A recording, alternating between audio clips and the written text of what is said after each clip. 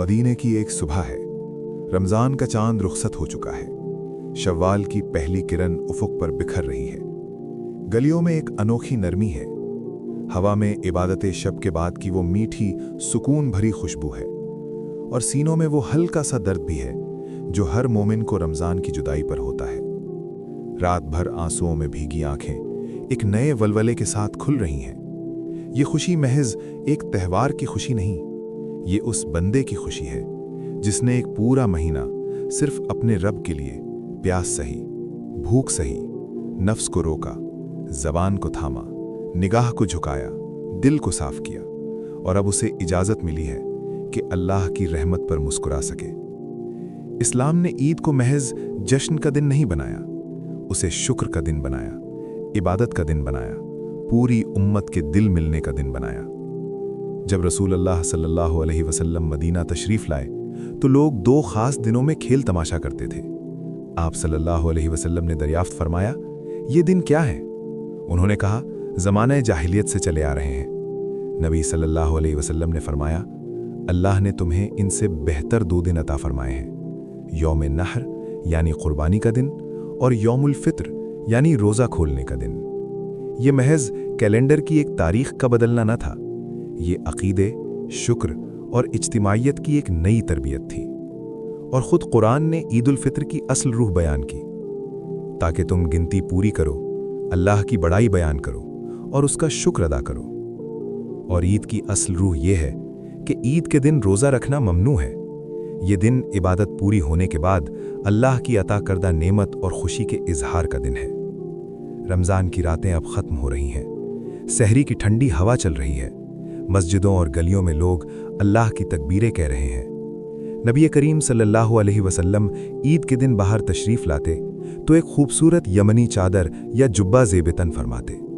आप सल्लल्लाहु अलैहि वसल्लम इतने दिलकश लगते कि देखने वाले का दिल फरते मोहब्बत से भर जाता। लेकिन घर से निकलने से पहले एक छोटा सा अमल, हज़रत अनस रज़ी अल्लाहु अन्हु से रिवायत है कि नबी सल्लल्लाहु अलैहि वसल्लम ईद की नमाज के लिए निकलने से पहले ताक अदद में खजूरें तनावुल फरमाते थे। इस अमल में कितनी गहरी हिकमत पोशीदा है, जैसे आप सल्लल्लाहु अलैहि वसल्लम अपनी उम्मत को सिखा रहे हों। आज रोज़ा ख़त्म हो चुका, आज इम्तिहान के बाद इनाम का दिन है, आज अल्लाह ने तुम्हें इफ्तार का हुक्म दिया है, तो इबादत इसमें नहीं कि भूखे रहो, इबादत इसमें है कि अल्लाह के हुक्म पर इफ्तार करो। रमज़ान में सुबह से शाम तक रोज़ा रखना अल्लाह की इताअत थी। ईद की सुबह कुचूर खा लेना भी अल्लाह की इताअत बन गई। यही तो दीन का हुस्न है। मोमिन अपनी मर्जी से नहीं जीता, अपने रब के इशारे से जीता है। मदीने की गलियों में फिर एक जमात रवाना होती है। घरों के दरवाजे खुल रहे हैं, बच्चे, बूढ़े, जवान, हर चेहरे पर ईमान की रोशनी। अल्लाहु अकबर, अल्लाहु अकबर, ला इलाहा इल्लल्लाह, वल्लाहु अकबर, अल्लाहु अकबर, वलिल्लाहिल हम्द। ईद की रूह ही तकबीर है। रमज़ान के आखिर में कुरान ने हिदायत दी, गिनती पूरी करो और अल्लाह की बड़ाई बयान करो। ईद का दिन असल में बंदे के दिल को एक बात याद दिलाता है, तुमने रोज़ा रखा लेकिन कुव्वत अल्लाह ने दी, तुमने क़याम किया लेकिन तौफीक अल्लाह ने दी, तुमने कुरान पढ़ा लेकिन हिदायत अल्लाह ने दी, तुमने दुआ की लेकिन सुनने वाला अल्लाह था। इसलिए ईद की सुबह कपड़ों से ज़्यादा तकबीर से सजती है। घर से निकलते हुए रास्ते में ईदगाह तक हर कदम पर अल्लाह की बड़ाई गूंजती है। यहाँ बंदा खुद को नहीं मनाता, अपने रब को बड़ा कहता है। सहाबा कराम रज़ी अल्लाहु अन्हुम जब ईद के दिन एक दूसरे से मिलते तो कहते, तक़ब्बल अल्लाहु मिन्ना व मिनकुम, अल्लाह हमारी और आपकी इबादतें कबूल फरमाए। ज़रा सोचें, आज हमारी ज़बानों पर अक्सर बस ईद मुबारक होता है, लेकिन सहाबा के दिलों में कबूलियत की तड़प होती थी। उन्हें मालूम था कि रमज़ान का असल सवाल ये नहीं कि कितने रोज़े रखे, असल सवाल ये है कि कितने कबूल हुए। असल डर ये नहीं कि ईद आ गई, असल डर ये है कि कहीं हम उन लोगों में से ना हों जिन्हें सिर्फ भूख मिली, अजर नहीं मिला। इसलिए सहाबा की मुबारकबाद भी दुआ थी, इबादत थी, इखलास था। वो एक दूसरे को याद दिलाते थे, खुशी मनाओ लेकिन कबूलियत मांगना मत भूलो। हज़रत अबू बकर रदियल्लाहु अन्हु ने ईद के दिन गाने से मना किया तो नबी करीम सल्लल्लाहु अलैहि वसल्लम ने फरमाया, हर कौम के लिए ईद होती है और ये हमारी ईद है। اس سے معلوم ہوا کہ شرعی حدود کے اندر خوشی، فرحت اور مسرت کا اظہار جائز ہے۔ نبی کریم صلی اللہ علیہ وسلم کی زندگی میں کئی عیدیں ایسی بھی آئی ہوں گی جب گھر میں رونق کم تھی، سامان کم تھا، لیکن برکت بے پناہ تھی۔ آپ صلی اللہ علیہ وسلم نے امت کو یہ نہیں سکھایا کہ عید میں قیمتی لباس ضروری ہے۔ آپ صلی اللہ علیہ وسلم نے سکھایا کہ صاف دل ضروری ہے۔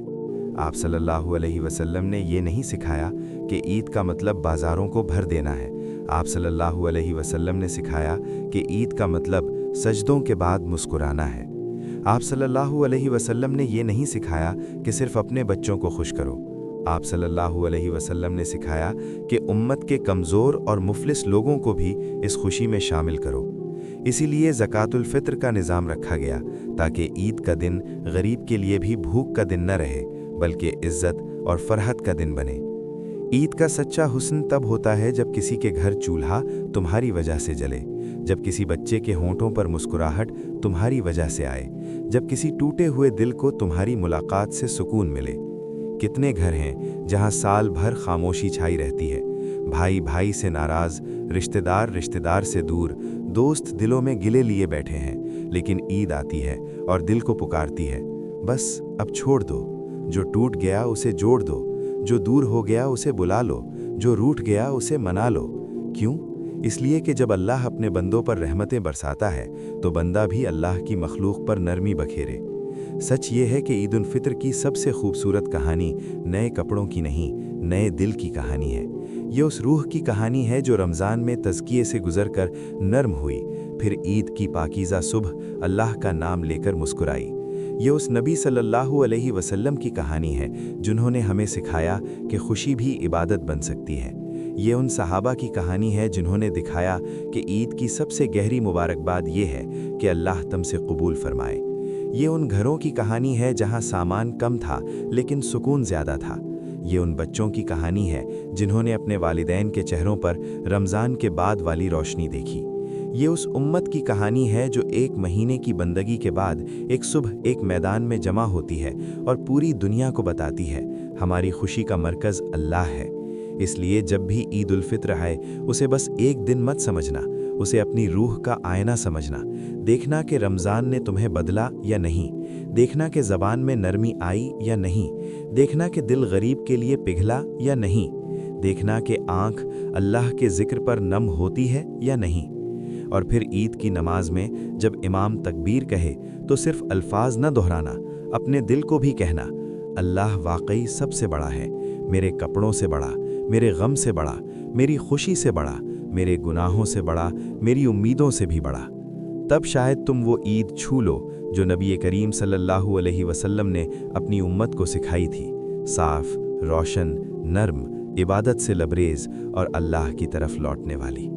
رمضان چلا گیا لیکن تو نہ جا، روزہ ختم ہو گیا لیکن تیری رحمت ختم نہ ہو، عید کا دن ڈھل جائے لیکن تیری یاد دل سے نہ نکلے، اور جب اگلی عید آئے تو ہم صرف زندہ نہ ہوں، تیری نظر میں بہتر بھی ہوں۔ اس سال جب عید آئے اسے صرف مناؤ مت، اسے محسوس کرو، صرف پہنو مت، دل کو بھی سجاؤ، صرف کھاؤ مت، شکر بھی کرو، صرف ملو مت، معاف بھی کرو، صرف ہنسو مت، دعا بھی دو، اور صرف خوش مت ہو، اللہ کے بن جاؤ، کیونکہ اصل عید اس کی ہے جو رمضان کے بعد بھی اللہ والا رہ جائے۔